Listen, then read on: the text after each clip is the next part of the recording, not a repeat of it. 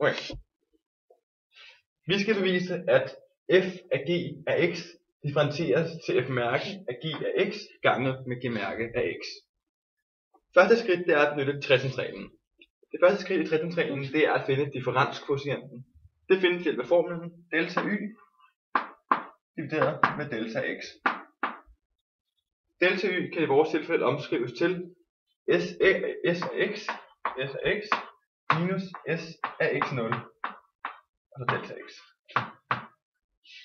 Og s af x kan i vores tilfælde også omskrives til f af g af x minus f g af x0 delta x.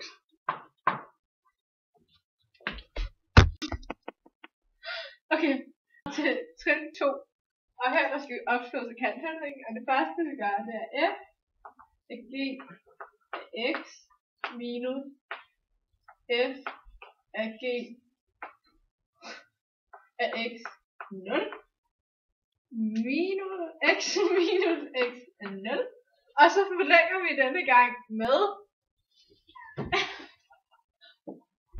g af x minus g af x0 over g af x minus g af x0.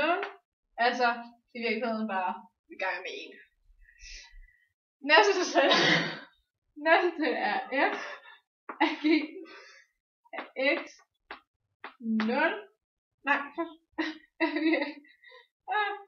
f af g af x0. Og så den her gang, der bytter vi rundt på nævnerne. Så det herovre så går g af x minus g af x0. Og herovre lidt der så g af x minus g af x0 over x minus x0. Næste trin, det er, at vi så kalder gx for y, og gx0 for y0.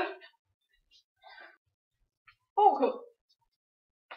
Det bliver så f af y minus f af y0. Ok. Det bliver så f af y minus f af y0 over f af y, over y minus y0.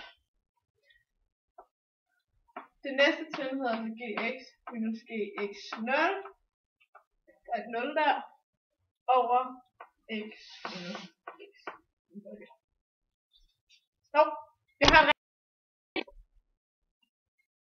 en regel til.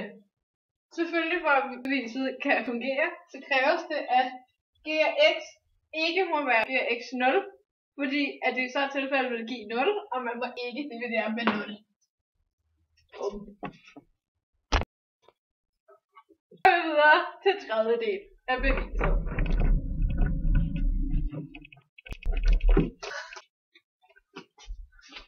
Ja, tredje del af beviset. Der er vi først x går mod x0, og dette får så vores udtryk i første brøk g af x minus g af x0 divideret med x minus x0 til at blive differentieret til g mærke af x0. Hvis vi så tilsvarende lader x gå mod x0, så får vi så at g af x går mod g af x0, hvilket vil svare til at y går mod y0. Det bruger vi senere. F af y er differentiabel i y0, og som vi ved er y0 lig med g af x0.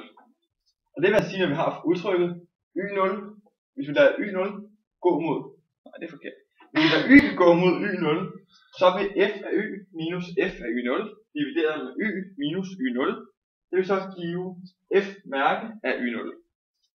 Og det er så vores to brøker, første brøk og anden brøk. Hvis vi så tager hele udtrykket i en stor badulje, tager vi så, hvis vi lader udtryk gå x mod x0, så får vi så, at vores første brøk og anden brøk bliver samlet til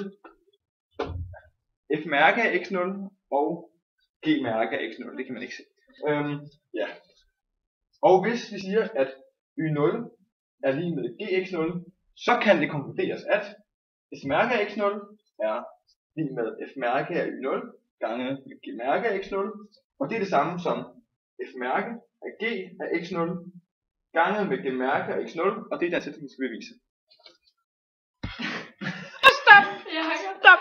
Jakob, du lød rigtig sådan der.